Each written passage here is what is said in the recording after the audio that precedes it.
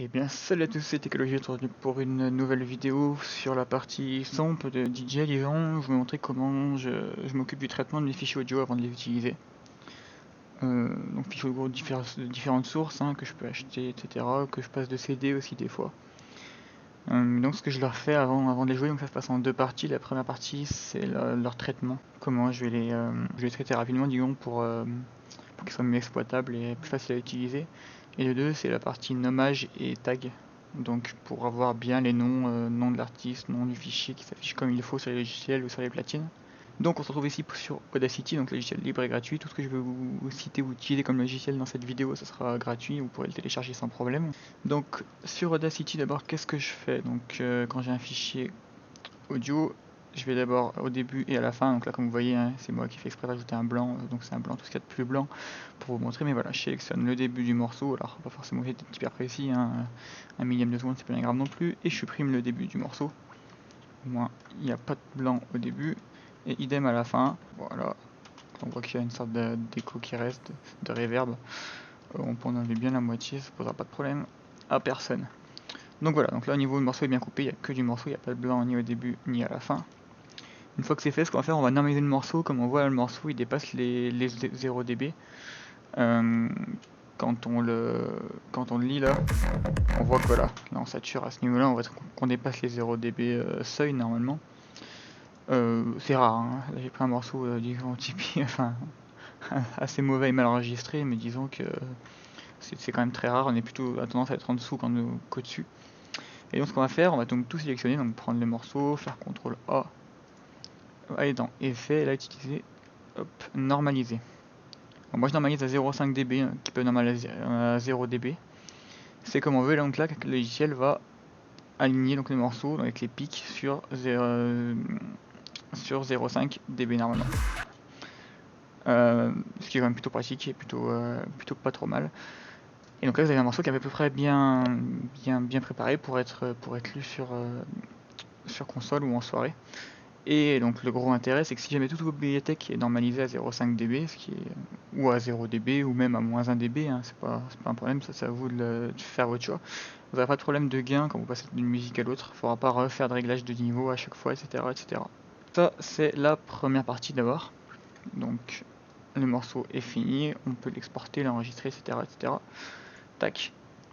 Une fois que c'est fait, il reste toute la partie disons nommage des fichiers et tag des fichiers. Donc pour nommer les fichiers, donc en masse, hop, voilà, là j'ai toute une série de fichiers par exemple. Qu'est-ce qu'on peut faire? Donc on a Renamer qui est un logiciel pour nommer en masse des fichiers divers. Donc là, par exemple on va en prendre les quelques-uns. Hop, hop. On va prendre tous ceux avec marqué Extended Mix par exemple. Lui et lui, ça ira bien. On les glisse dans le logiciel. Et à ce moment-là, donc qu'est-ce qu'on peut faire par exemple? Je peux ajouter une règle ici et je peux lui demander d'effacer une certaine position, donc tous les caractères par exemple, de la position 1 à la position 4 par exemple.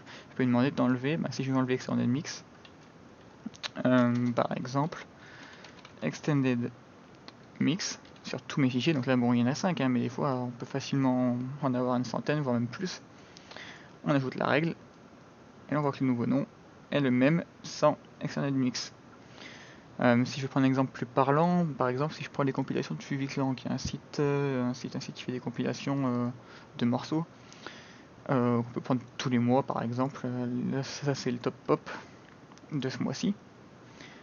On voit que ce site il met des numéros, il classe ces morceaux par numéro, il les numérote tous. Moi les numéros je m'en fous et j'ai pas envie non plus de garder le Fuviclan à la fin. Donc là je vais vous prendre l'exemple bien concret. Donc je sélectionne tous les morceaux, je les glisse là, on voit qu'il y a tout. Je vais sur un fichier, je vais copier-coller le Fuviclan avec l'espace. C'est vrai que je veux qu'il l'enlève déjà. Alors cette règle là on va la remplacer du coup par celle-là. Ajouter une règle. On voit déjà que là on passe. Donc là on peut voir, ça c'est le nom actuel. Et ça c'est le nouveau nom. Donc là déjà on voit que le Fuviclan a été enlevé de partout. Donc ça c'est déjà une bonne chose. Et je vais aussi enlever là les caractères du début là. Donc si on compte ça fait 1, 2, 3, 4, 5 caractères en comptant les espaces. Donc on ajoute une règle. en double-cliquant ici ou en faisant ajouter non, on choisit effacer de la position 1 à la position 5. On ajoute la règle. Et là on voit quand on passe ici, les morceaux sont propres et sont bien tagués. Au niveau du nom des morceaux, moi je fais le choix donc de taguer nom de l'auteur, espace, tiret, espace, nom de la musique. Je vous conseille de cela aussi de bien y faire attention. Quand on valide, donc hop, on renomme ici. 41 fichiers renommés, et là quand on voit, paf, tout est renommé d'un seul coup. Ça va très vite et c'est vraiment très pratique. Une fois que les fichiers sont renommés, il y a une deuxième chose qu'il faut faire, c'est les tags. Alors là on voit que les fichiers sont pré-tagués, même si à la fin, on a encore le FuviClan dans le tag. Donc ça c'est ce qu'on va voir sur les gels de mix et des choses comme ça, sur les platines aussi qui utilisent les tags. Donc pour remédier à ça, on va utiliser MP3 tag. Voilà, ça aussi c'est un gel gratuit qui marche très bien aussi. Je vous mettrai les liens dans la description. Donc ce logiciel, qu'est-ce qu'il fait? Donc idem, on sélectionne nos fichiers, on y envoie tous les fichiers dessus, vous voyez pas mais je l'ai fait sur mon second écran, voilà. On y met tous les fichiers dessus. Donc quand on clique sur un fichier, on voit le titre, l'interprète, l'album, l'année, etc., tout ce qui nous intéresse sur le fichier. Moi en fait ce que je vais faire, donc c'est que vu que mes fichiers sont bien nommés, c'est un truc, moi je me concentre sur le nom de mes fichiers, ensuite les tags vont tout seuls. Une fois que les fichiers sont bien nommés, je sélectionne tous mes fichiers.